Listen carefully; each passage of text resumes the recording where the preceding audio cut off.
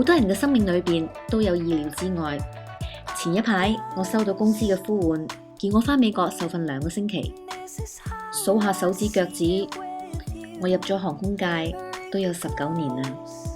呢19年嚟，我飛嘅時間唔多，但係我絕對珍惜呢一份工。如果健康允許嘅話，我希望繼續飛到我80歲。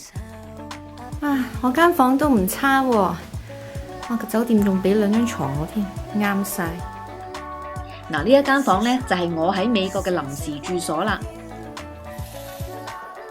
每一日朝頭早，我哋都要好早起身上堂。QQ 喺放無薪假期呢段期間呢，其實公司都有好多唔同嘅轉變嘅，咁所以呢，我係必須重新適應唔同飛機型號嘅逃生設備同埋急救嘅措施。由於涉及安全呢，咁所以 QQ 唔可以同大家分享我上堂上乜嘢啦。而家咧就要去一個 grocery store 叫 Stop and Shop。咁咧喺呢度美國，如果你冇車，就好似傷殘人士，好似邊度都去唔到咁樣。我就係等呢架的士等咗我20分鐘。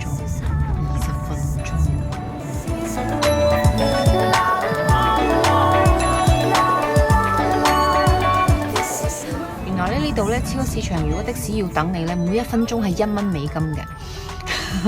咁所以頭先我買嘢咧，簡直我都冇時間拍 video， 我係衝之後衝啊，好似一衝啊，見到啲菜就都唔會話點樣揀，就即刻擺落個籃。所以頭先佢等我嘅時候，我就使咗25蚊美金嘅，係啦。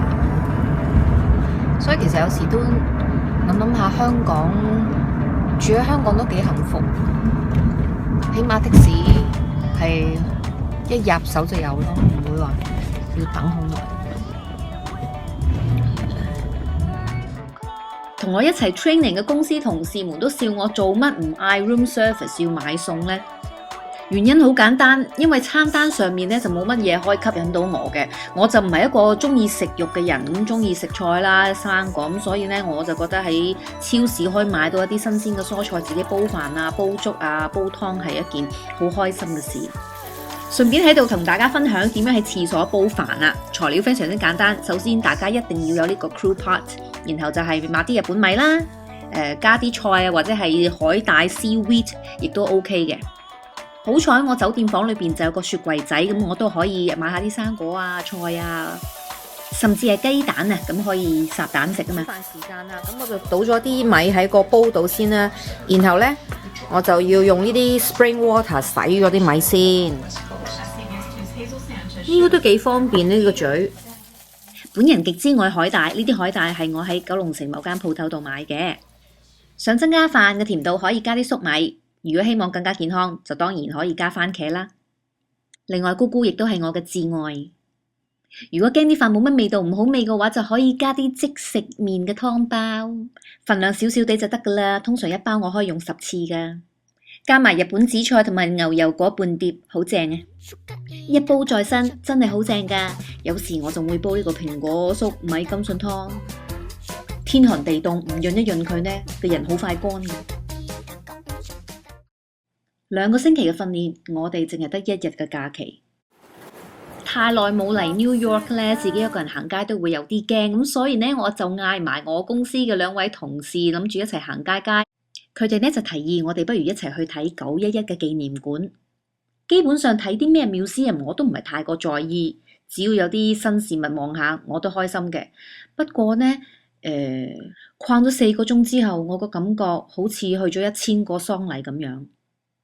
尤其是聽到有一段係被劫機嘅空姐同佢哋屋企人道別嗰段錄音呢，我忍唔住，我真係喊咗出嚟。大家而家望緊呢個畫面嘅前身就係 World Trade Center 啦，而呢一個呢，就係墜機嘅引擎。逛完911 Museum，我基本上都冇乜心情再行街啦，咁於是又返去 Training Center。天寒地凍，最佳暖友就係我手上呢一個風筒啦。每晚瞓覺之前，我會吹暖我個被窩，咁而着衫之前，我亦都會吹暖我啲衫褲鞋襪。聖誕節就到啦，對於好多人嚟講，聖誕節係消費嘅季節，係同家人相聚嘅旺季，係狂歡嘅藉口，亦都可以係關懷別人嘅機會。今年聖誕節 QQ 將會喺空中返工，但係我冇因為唔可以狂歡而覺得唔開心，反而呢，我覺得可以喺3萬尺高空陪伴有緣同機嘅乘客，並且係目送佢哋去到目的地。呢樣嘢，我都覺得自己好似同聖誕老人差唔多喎。聖誕節除咗係向親朋戚友示愛之外，亦都係寵愛自己嘅好時機。為咗配合節日，QQ 係精選咗3套唔同嘅特惠套裝。有興趣嘅朋友，快啲去 sewbyqueenichan.com 慢慢揀啦。希望大家鍾意今次我嘅分享，我哋下次再見啦，拜拜。